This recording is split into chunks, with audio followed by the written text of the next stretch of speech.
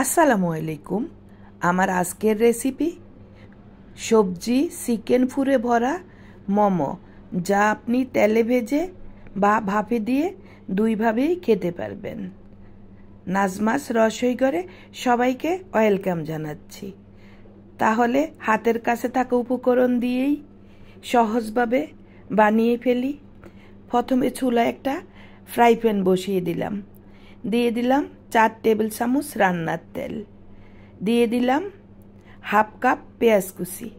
তার সাথে দিয়ে দিলাম 3 কাপ বাঁধাকপি আলু কুচি, 5 টেবিল চামচ কাঁচামরিচ বা 10 থেকে 12টা কাঁচামরিচ কুচা।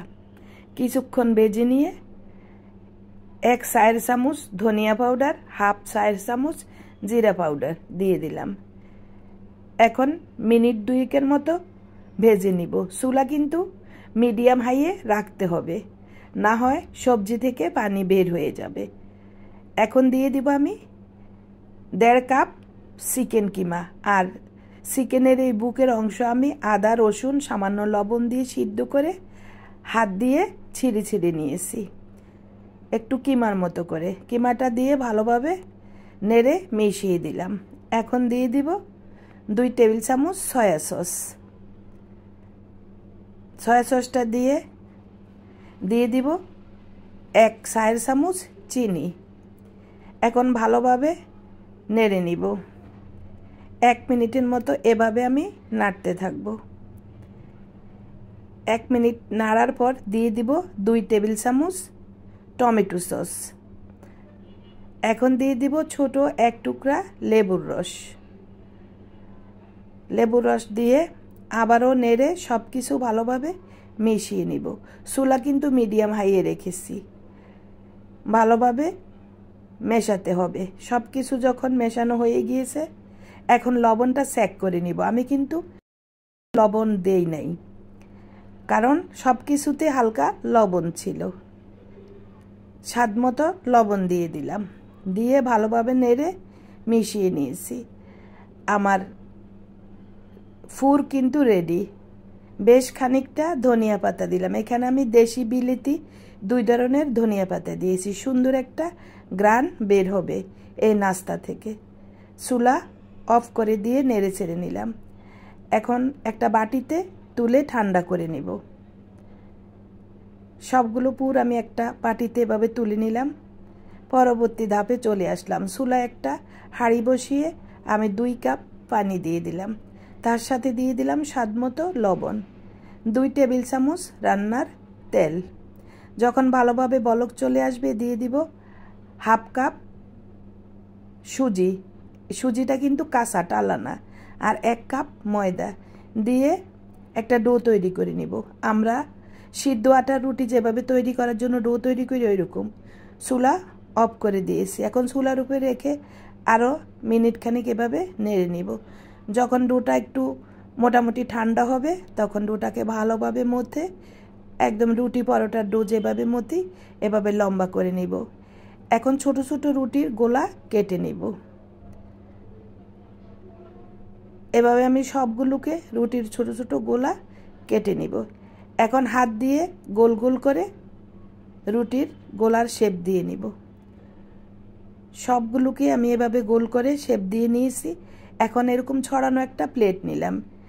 কিছু ডো আমি রুটির গোলা প্লেটে রেখেছি, আর কিছু ঢাকা দিয়ে রেখেছি যাতে সফট থাকে। এখন হাত দিয়ে চেপে চেপে এভাবে একটা রুটি তৈরি করে নিলাম। সব চারদিক যেন সমানভাবে হয়। এখন ভিতরে পরিমাণ মতো যেই ফুর আমি তৈরি করেছি সেটা দিয়ে দিলাম। বেশি দেওয়া যাবে না, পরিমাণ মতো দিতে হবে।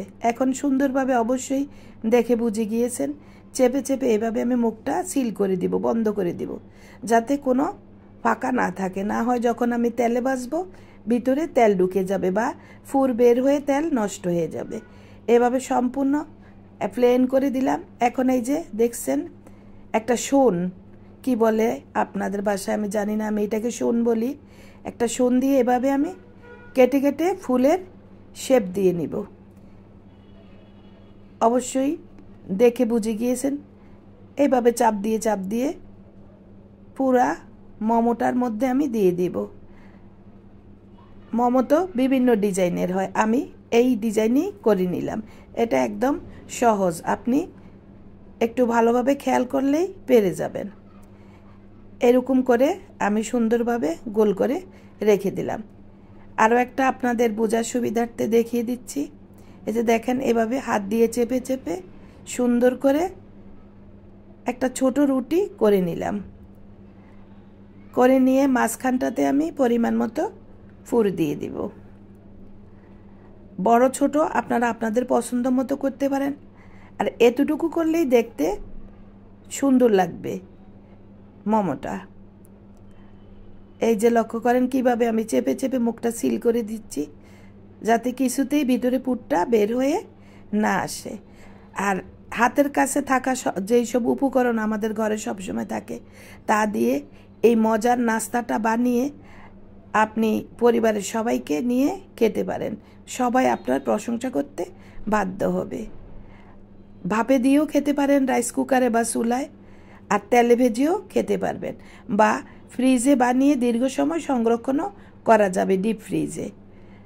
আমি আজ আপনাদেরকে তেলে ভেজে দেখাবো কতটা মজার আর দেখতে যে কতটা সুন্দর। এই যে সবগুলো মোমো আমার তৈরি করা হয়ে গিয়েছে। কি মনে হচ্ছে না একটা ফুলের বাগান নে ফুল ফুটেছে। এখন একটা ফ্রাই প্যানে তেল বসিয়ে গরম করে নিয়েছি। চুলা মিডিয়াম লো হিটে রেখে ভাজতে হবে। ক্রিস্পি হবে উপরটা, ভিতরটা হবে জুসি। এক এক করে আমি সবগুলো নাস্তা তেলের মধ্যে দিয়ে দিলাম। এখন আমি একটা চামচের সাহায্যে কিছু তেল পিঠাগুলোর উপরে উঠিয়ে দিব, যাতে আমি যেই পিঠার ডিজাইন করেছি সেগুলো যেন একটু শক্ত হয়ে যায়। কারণ যখন পিঠা উল্টিয়ে দিব, নরম অবস্থায় থাকলে পিঠার সেই ডিজাইনগুলো আর দেখা যাবে না। এই যে যখন শক্ত হয়ে গিয়েছে, ভালোভাবে উল্টিয়ে পাল্টিয়ে চুলা মিডিয়ামে রেখে গোল্ডেন কালার করে ভেজে নিতে হবে। আমার নাস্তাগুলো কিন্তু ভাজা হয়ে গিয়েছে। কি এত সুন্দর কালার হয়েছে, লোভ লাগছে না দেখে? আর এভাবে খেলে কিন্তু বেশি মজা হয়। ভাজা হয়ে গিয়েছে, এখন পরিবেশনের পালা। আমি তো সস আর মেয়োনিজ দিয়ে খেয়েছি, আপনি কি দিয়ে খাবেন সেটা আপনার পছন্দ মতো। এতক্ষণ পর্যন্ত আমার সাথে থেকে যারা রেসিপিটি দেখেছেন, যদি আপনাদের ভালো লেগে থাকে অবশ্যই আমার চ্যানেলটি সাবস্ক্রাইব করে পাশে থাকা বেল বাটন অন করে রাখতে পারেন। যখনই আমি কোনো রেসিপি দিব, সবার আগে নোটিফিকেশান আপনি পেয়ে যাবেন। আর এই রেসিপি সম্বন্ধে কোনো পরামর্শ থাকলে আমাকে কমেন্ট বক্সে জানাতে পারেন। যদি বেশি ভালো লেগে থাকে, ফ্রেন্ডস এবং ফ্যামিলির মাঝে শেয়ার দিয়ে দিবেন, যাতে সবাই এই রেসিপিটা তৈরি করে পরিবার সবাইকে নিয়ে খেতে পারে। সকাল বিকাল আপনি নাস্তা হিসাবে খেতে পারেন, বাচ্চাদের স্কুলের টিফিনও দিতে পারেন। আজ এখানে বিদায় নিব। আরও একটা নতুন রেসিপি নিয়ে হাজির হওয়া পর্যন্ত প্রত্যেকে সুস্বাস্থ্য কামনা করে আল্লাহ হাফেজ।